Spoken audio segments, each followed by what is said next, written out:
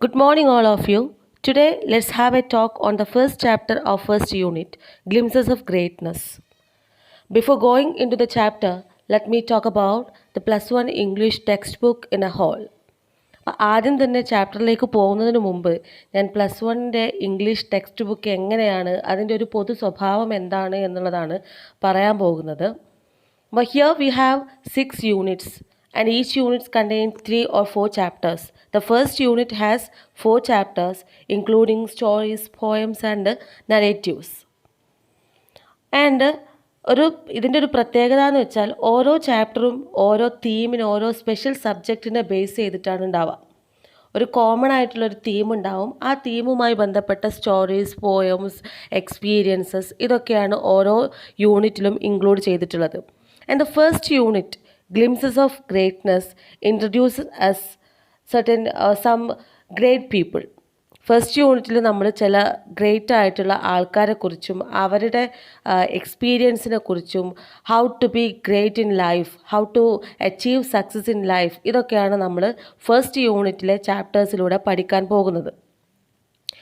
And now moving on to the first unit, here we have his first flight, a story by Liam of Laherty. Before going into the story, let's know the order in detail. So I already told you the name of the author is Liam of Laherty.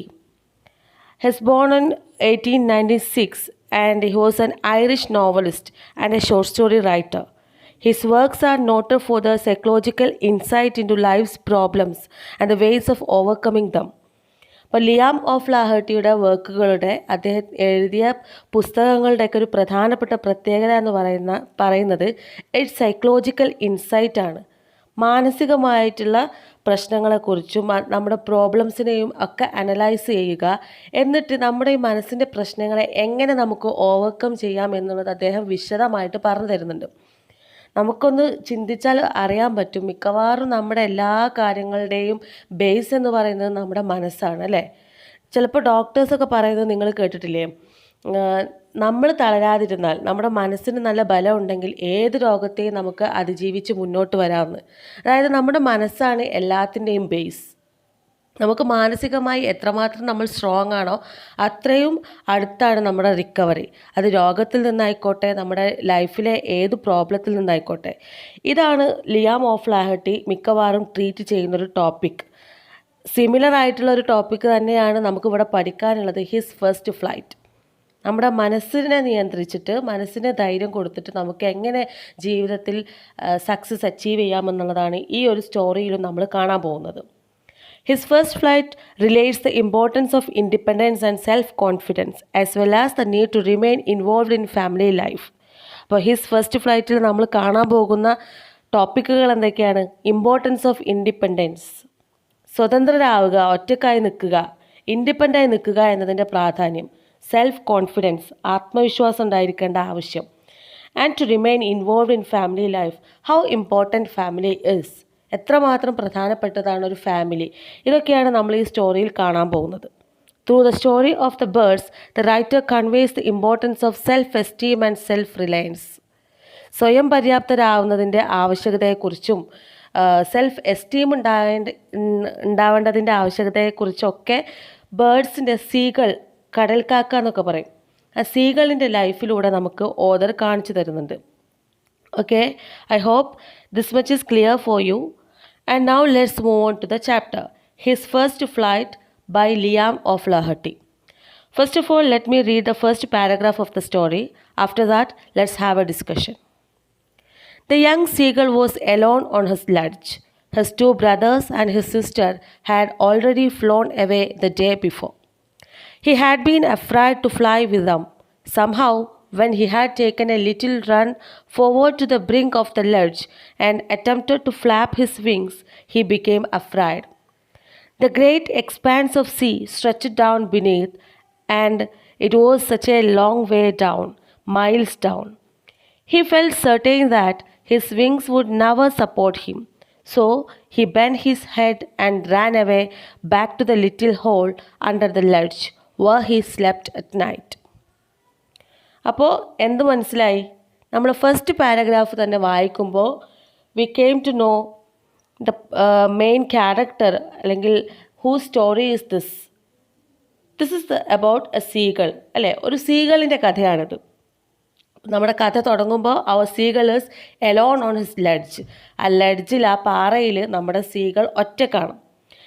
And സീഗളിൻ്റെ രണ്ട് ബ്രദേഴ്സും ഒരു സിസ്റ്ററുമാണുള്ളത്. Along with his parents, his brothers and sister, they have already flown away in the day before. കഴിഞ്ഞ ദിവസം തന്നെ ബ്രദേഴ്സും സിസ്റ്ററൊക്കെ പറന്നുപോയി, അച്ഛനും അമ്മയും പോയി. പക്ഷേ what happen to this seagull? He was afraid to fly. അവന് പറക്കാൻ പേടിയായിരുന്നു. അതുകൊണ്ട് അവനിപ്പോൾ ആ ലെഡ്ജിൽ ഒറ്റക്കാണ്. ബാക്കിയുള്ളവരൊക്കെ പറന്നുപോയി. അവൻ എങ്ങനെയെങ്കിലുമൊക്കെ ധൈര്യം സംഭരിച്ച് ആ ലെഡ്ജിൻ്റെ ബ്രിങ്കിലെത്തും. ബ്രിങ്ക് മീൻസ് അറ്റം. ലെഡ്ജിൻ്റെ അറ്റത്തെത്തും. And he try to flap his wings. He attempted to flap his wings. അവൻ്റെ ചിറകൊന്ന് അടിക്കാൻ വേണ്ടി അവൻ ശ്രമിച്ചു. പക്ഷേ what happened? He became afraid. അവന് പേടിയായി. എന്തുകൊണ്ടാണ് പേടിയായത്? The great expanse of the sea. താഴെ, ആ ലെഡ്ജിൻ്റെ താഴെ എന്താണ്? കടലാണ്. ഗ്രേറ്റ് എക്സ്പാൻസ്, വളരെ വിസ്തൃതമായിട്ട് പരന്നു കിടക്കുകയാണ് കടൽ. And it was miles down. ഒരുപാട് താഴെയുമാണ് ഈ കടൽ കിടക്കുന്നത്. അത് കാണുമ്പോൾ സീകൾ പേടിച്ചിട്ട് തിരിച്ചിങ്ങോട്ട് തന്നെ ഓടും. And he was sure that his wings would never support him. അവൻ വിചാരിച്ചു അവൻ്റെ ഈ കുഞ്ഞിച്ചിറക് കൊണ്ട് അവൻ ഒരിക്കലും പറക്കാൻ പറ്റൂലെന്ന്. അവൻ എങ്ങാനും പറന്നു പോയാൽ അവൻ്റെ കുഞ്ഞിച്ചിറകുകൾക്ക് അവൻ്റെ ശരീരത്തെ താങ്ങി നിർത്താൻ പറ്റൂല. അപ്പം അങ്ങനെ പറ്റാതെ അവൻ താഴെ വീണു പോകുമെന്നാണ് സീകൾ വിചാരിച്ചത്. അതുകൊണ്ട് തന്നെ every time he try to flap his wings but he failed. എല്ലാ പ്രാവശ്യവും അവനിങ്ങനെ ശ്രമിക്കും പറക്കാൻ വേണ്ടി. പക്ഷെ അവൻ തോറ്റ് പിന്മാറി വീണ്ടും തിരിച്ച് അവൻ്റെ ലെഡ്ജിലുള്ള ഒരു ചെറിയ ഹോളുണ്ട്. ആ ഹോളിലാണ് അവൻ രാത്രി കിടന്നുറങ്ങുക. അങ്ങോട്ട് തന്നെ അവൻ ഓടിപ്പോവും. നോക്കാം നമുക്ക് അടുത്തത്. Even when each of his brothers and his little sister, whose wings were far shorter than his own, ran to the brink, flapped their wings, and flew away, he failed to muster up courage to take that plunge which appeared to him so desperate. His father and mother had come around, calling to him shrilly, scolding him, threatening to let him starve on his ledge unless he flew away. But for the life of him, he could not move. അവനിവിടെ ഇരുന്നിട്ട് ഇങ്ങനെ നോക്കുകയാണ്. കുറച്ചപ്പുറത്ത് അവൻ്റെ ബ്രദേഴ്സും സിസ്റ്ററും പേരൻസും ഒക്കെ പറന്നുപോയി അവിടെ നിൽക്കുന്നുണ്ട്. അവനിങ്ങനെ നോക്കുമ്പോൾ എന്താ കാണുന്നത്? അവരവിടെ സന്തോഷമായിട്ടിരിക്കുകയാണ്. ആൻഡ് അവൻ്റെ ബ്രദേഴ്സിൻ്റെയും സിസ്റ്ററിൻ്റെയും ഒക്കെ വിങ്സ് അവൻ്റെ വിങ്സിനേക്കാളും ചെറിയതാണ് അവരുടെ ചിറക്. എന്നിട്ട് പോലും അവർ പറന്നു. പക്ഷേ he fail to muster up courage. Muster up courage means ധൈര്യം സംഭരിക്കുക. അവൻ്റെ കുഞ്ഞിച്ചിറക് വിടർത്തി പറക്കാൻ ധൈര്യം സംഭരിക്കുന്നതിൽ അവൻ പരാജയപ്പെട്ടു. അവൻ്റെ പാരൻസ് വെറുതെ ഇരുന്നോ? ഇല്ല, അവർ വന്നു. His father and mother had come around, calling to him shrilly, scolding him, threatening to let him starve on his ledge. അവൻ്റെ പാരൻസ് വന്നിട്ട് കുറേ വിളിച്ചു, ചീത്ത പറഞ്ഞു, ഈ ലെഡ്ജിൽ എന്നെ ഒറ്റക്കിട്ടിട്ട് പട്ടിണി കിടുന്നൊക്കെ പറഞ്ഞു. എന്നിട്ടും അവന് പോവാൻ പറ്റിയില്ല. But for the life of him he could not move. അവനൊരിക്കലും ചലിക്കാൻ പോലും പറ്റിയില്ല. That was 24 hours ago. Since then, nobody had come near him.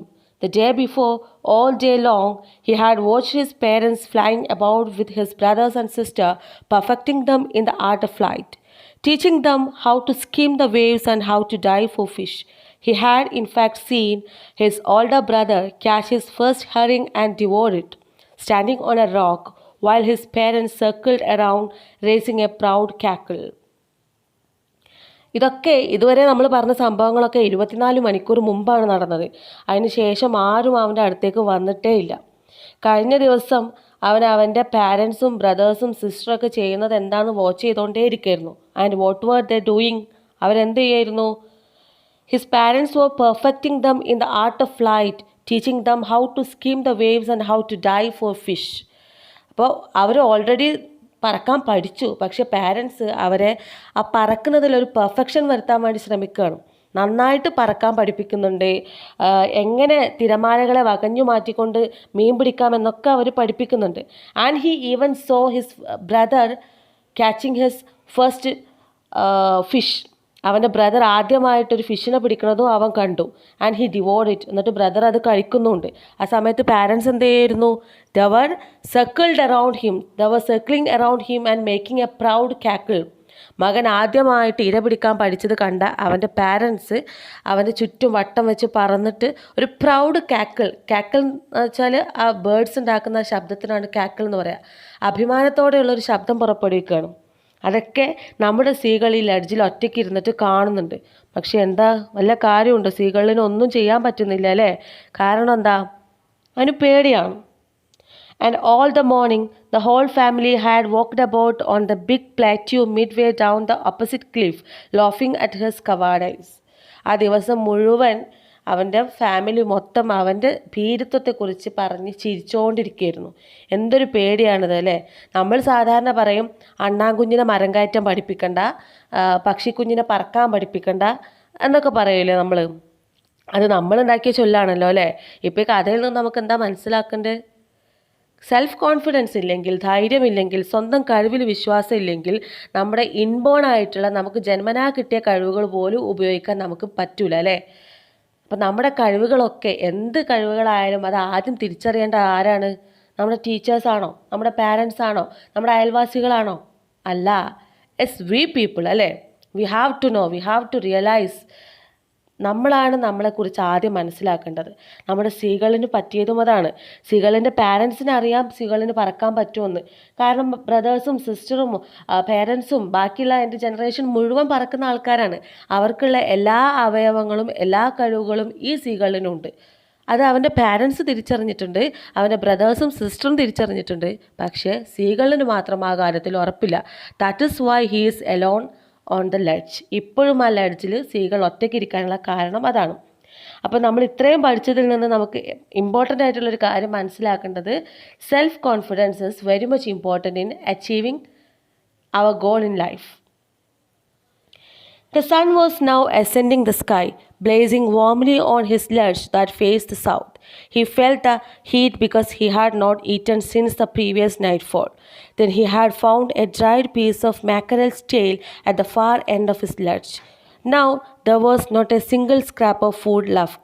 He had searched every inch, rooting among the rough dirt-caked straw nest where he and his brothers and sister had been hatched. He even gnawed at the dried pieces of eggshell. It was like eating a part of himself. Now in this paragraph we can see the pathetic situation of our seagull.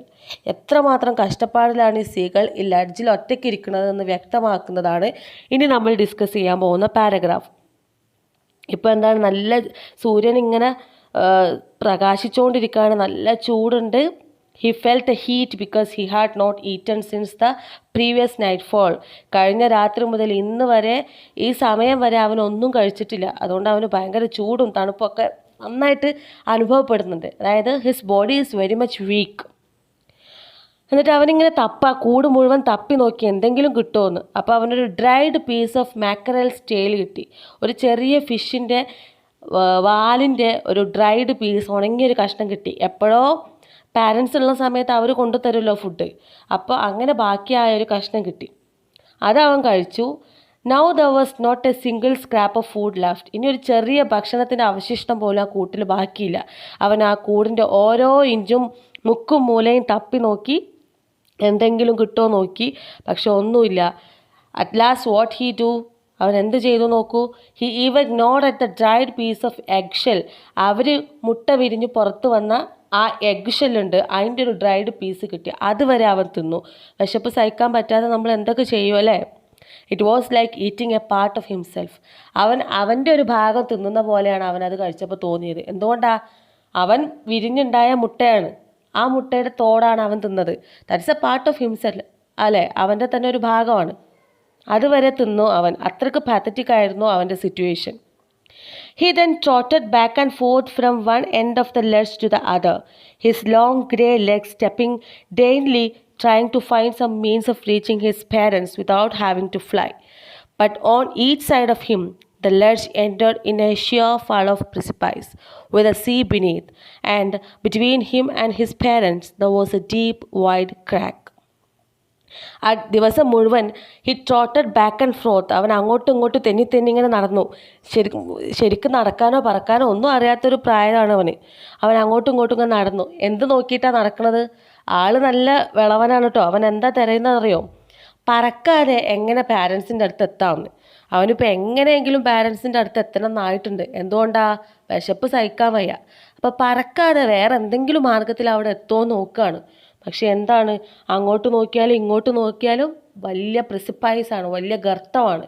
പറക്കാതെ യാതൊരു മാർഗവുമില്ല, പറന്നേ പറ്റൂ. And between him and his parents there was a deep wide crack. അവൻ്റെയും അവൻ്റെ പാരൻസിൻ്റെയും ഇടയിൽ വളരെ വിശാലമായ ഡീപ്പായിട്ടുള്ള നല്ല ആഴമുള്ള ഒരു ക്രാക്ക് ഉണ്ട്. അവന് പറക്കാതെ അങ്ങോട്ടേക്ക് എത്താൻ പറ്റില്ല. Surely he could reach them without flying if he could only move northwards along the cliff face. But then, on what could he walk? There was no ledge, and he was not a fly, and above him he could see nothing. The precipice was sheer, and the top of it was perhaps farther away than the sea beneath him. അപ്പോൾ അവൻ അവസാനം കണ്ടു വെച്ചു എന്ത്, നോർത്തിലേക്ക് മാത്രം അങ്ങനെ പോയാൽ അവൻ്റെ പാരൻസിൻ്റെ അടുത്തേക്ക് എത്താം. പക്ഷെ എന്താ പ്രോബ്ലം അറിയോ? ലഡ്ജ് അവിടെ അവസാനിക്കുകയാണ്. ലഡ്ജിന് അത്രയും നീളമില്ല. അത്രയും നീളം ഉണ്ടെങ്കിൽ അങ്ങനെ നടന്ന് പോയി പാരൻസിൻ്റെ അടുത്ത് എത്തായിരുന്നു. പക്ഷെ ലഡ്ജിന് അത്രയും നീളമില്ല. അതുകൊണ്ട് പറക്കല്ലാതെ വേറൊരു മാർഗവുമില്ല. He stepped slowly out to the brink of the ledge, and standing on one leg with the other leg hidden under his wing, he closed one eye, then the other, and pretended to be falling asleep. Still they took no notice of him.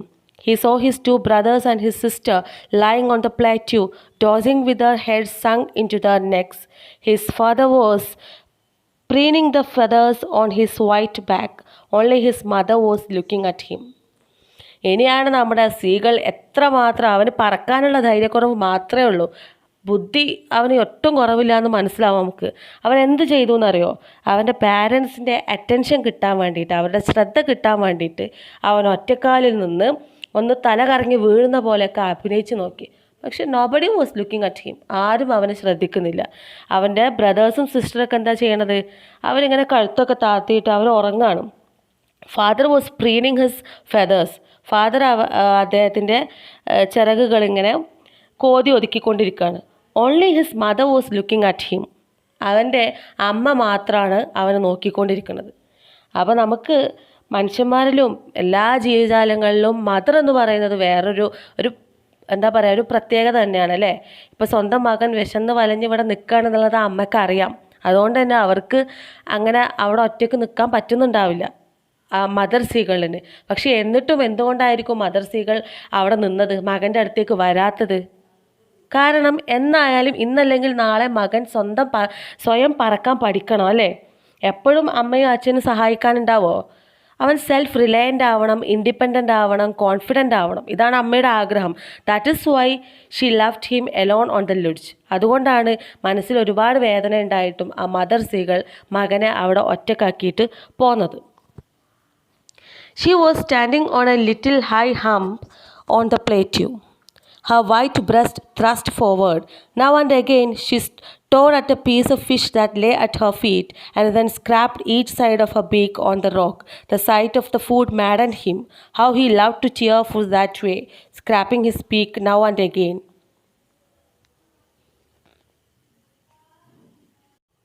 To wet it. He uttered a low cackle. His mother cackled too and looked at him. അപ്പോൾ mother എന്താ ചെയ്യുന്നത്? Mother അതിൻ്റെ beak ചുണ്ടൊക്കെ മൂർച്ച കൂട്ടി food ഇങ്ങനെ tear ചെയ്യാണ്, ഒരു ഫിഷിനെ tear ചെയ്യാണ്. അത് കണ്ടപ്പോൾ ഇവൻ്റെ കൺട്രോൾ പോയി.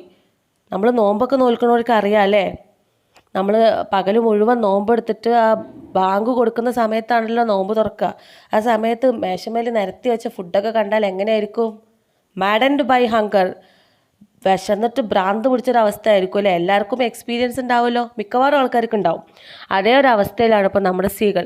അമ്മ അവിടെ കൊക്കൊക്കെ മൂർച്ച കൂട്ടി ഫുഡ് കഴിക്കാൻ നിൽക്കുകയാണ്. അപ്പോൾ അവൻ വിചാരിച്ചു, ഇങ്ങനെ കൊക്കൊക്കെ മൂർച്ച കൂട്ടി ഫുഡ് കഴിക്കാൻ എനിക്കും എന്തുമാത്രം ആഗ്രഹമുണ്ട്. എന്നിട്ട് അവർ രണ്ടുപേരും ഒരു ശബ്ദം ഉണ്ടാക്കുകയാണ്. അവനൊരു ശബ്ദം ഉണ്ടാക്കി, അതിന് മറുപടിയായിട്ട് അമ്മയും ഒരു ശബ്ദം ഉണ്ടാക്കി. Ga ga ga he cried, begging her to bring him over some food. Gol ol ha, she screamed back mockingly, but he kept calling plaintively, and after a minute or so he uttered a joyful scream. His mother had picked up a piece of fish and was flying across to him with it. He leaned out eagerly, tapping the rock with his feet, trying to get nearer to her as she flew across. But when she was just opposite to him, Abreast of the ledge, she halted, her legs hanging limp, her wings motionless, the piece of fish in her beak almost within reach of his beak. അപ്പോൾ അമ്മ അവിടെ food കഴിക്കണ കണ്ടപ്പോൾ അമ്മയല്ലേ തരാതിരിക്കൂല എന്നുള്ളൊരു വിശ്വാസത്തിൽ അവൻ ഭയങ്കര ശബ്ദമൊക്കെ ഉണ്ടാക്കി നോക്കി. അമ്മ തിരിച്ചൊരു ശബ്ദം ഉണ്ടാക്കി. പെട്ടെന്ന് ആ കാഴ്ച കണ്ടവന് ഭയങ്കര സന്തോഷമായി. എന്താണ്? His mother is coming near him with a fish on her beak. ചുണ്ടിലൊരു ഫിഷുമായിട്ട് അമ്മ അവൻ്റെ അടുത്തേക്ക് വരികയാണ്. അവനിങ്ങനെ റെഡി ആയിട്ട് നിന്നു. അമ്മ ഇപ്പോൾ വരും, ആ ഫിഷ് തരും, ഞാനത് തിന്നട്ടെ എന്നൊക്കെ ഉള്ളൊരു വിചാരത്തിൽ അവനിങ്ങനെ റെഡിയായി നിന്നു. But what happen? Suddenly she halted there. അവൻ്റെ അടുത്ത് എത്തിയില്ല എന്നുള്ള രീതിയിലായപ്പോൾ അമ്മ പെട്ടെന്ന് അവിടെ നിന്നു. Halted means stopped. അവളുടെ അമ്മ ചിറകൊക്കെ അവിടെ നിർത്തി മോഷൻലെസ് ആയിട്ട് അവിടെ നിന്നു. He waited a moment in surprise, wondering why she did not come nearer, and then, maddened by hunger, he dived at the fish. With a loud scream, he fell outwards and downwards into space. His mother had swooped upwards. As he passed beneath her, he heard the swish of her wings. What happened? അമ്മ fish തൊട്ടടുത്ത് എത്തിയ സമയത്ത് അമ്മ അവിടെ നിന്നു. അവൻ ഒരു minute, ഒരു സെക്കൻഡൊക്കെ ഒന്ന് വെയിറ്റ് ചെയ്ത് നോക്കി, അമ്മ ഇപ്പോൾ തരുമല്ലോ എന്ന് എഴുതിയിട്ട്. പക്ഷേ അമ്മ ഫിഷ് കൊടുക്കാനുള്ള ഭാവമില്ല എന്ന് കണ്ടപ്പോൾ അവൻ എന്ത് ചെയ്തു? Maddened by hunger he dived at the fish. ഒറ്റ ചാട്ടം ചാടി. വിശന്ന് തലക്ക് ഭ്രാന്ത് പിടിച്ച് നിൽക്കുമ്പോഴാണ് അമ്മൻ്റെ കളി. ഒറ്റ ചാട്ടം അങ്ങോട്ട് ചാടിക്കൊടുത്തു. And what happen? അവൻ താഴേക്ക് മുകളിലേക്കൊക്കെ വീഴാൻ തുടങ്ങി. അങ്ങനെ വീഴുമ്പോൾ എന്തു ചെയ്യും? സ്വാഭാവികമായിട്ടും he flapped his wings and finally he flew. അവൻ ചിറകടിച്ചു പറക്കാൻ തുടങ്ങി. മനഃപൂർവ്വം ചെയ്തതാണോ? താഴേക്ക് ഫുഡിന് വേണ്ടിയിട്ട് ചാടിയതാണ്. അപ്പോൾ വേറെ ഒന്നും ആലോചിച്ചില്ല, ഒറ്റ ചാട്ടം ചാടി. അങ്ങനെ അവൻ പറക്കാൻ തുടങ്ങി. നമ്മൾ നീന്താൻ പഠിക്കുമ്പോൾ അങ്ങനെയാണല്ലേ, ചിലർ കാണാം കുട്ടികളൊക്കെ ഒറ്റ അങ്ങോട്ട് എറിയണം. അപ്പം മുങ്ങിപ്പൊങ്ങുമ്പോൾ കുട്ടികൾ ജീവൻ രക്ഷിക്കണം എന്നുള്ള ഒരു രീതിയിൽ കൈയും കാലൊക്കെ ഇട്ട് അടിച്ച് അങ്ങനെ നീന്തൽ പഠിക്കും. അതാണ് ഇപ്പോൾ നമ്മുടെ സീകളിന് സംഭവിച്ചത്. Then a monstrous terror seized him and his heart stood still. He could hear nothing, but it only lasted a moment. The next moment, he felt his wings spread outwards. The wind rushed against his breast feathers, then under his stomach and against his wings. He could feel the tips of his wings cutting through the air. He was not falling headlong now. He was soaring gradually downwards and outwards. He was no longer afraid. He just felt a bit dizzy. Then he flapped his wings once and he soared upwards. ആദ്യം നമ്മുടെ സീകളൊന്ന് പേടിച്ചെങ്കിലും അതൊറ്റ നിമിഷത്തേക്ക് ഉണ്ടായിരുന്നുള്ളൂ. അവൻ എന്ത് ചെയ്തു? അവൻ്റെ ചിറക് പരത്തി spread ചെയ്തു. എന്നിട്ട് അവൻ പറക്കാൻ തുടങ്ങി. He uttered a joyous scream and flapped them again. He soared higher. He raised his breast and banged against the wind. Ga, ga, ga. Golo, his mother swooped past him, her wings making a loud noise. He answered her with another scream. Then his father flew over him screaming. Then he saw his two brothers and sisters flying around him, soaring and diving. Then he completely forgot that he had not always been able to fly and commenced to dive and soar, shrieking shrilly. അപ്പോൾ എന്ത് സംഭവിച്ചു? അങ്ങനെ finally നമ്മുടെ സീകൾ പറന്നു. അവൻ ഇതുവരെ ഞാൻ പറന്നിട്ടില്ല, ആദ്യമായിട്ടാണ് പറക്കുന്നത് എന്നുള്ളതൊക്കെ അവൻ മറന്നിട്ട് അവൻ പറക്കാൻ തുടങ്ങി.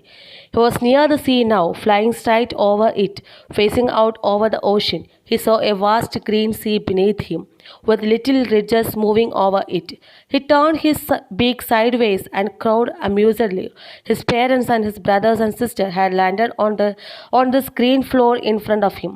They were beckoning to him, calling shrilly. He dropped his legs to stand on the green sea. His legs sank into it. He screamed with fright and attempted to rise again, flapping his wings. But he was tired and weak with hunger and he could not rise, exhausted by the strange exercise. His feet sank into the green sea, and then his belly touched it and he sank no farther.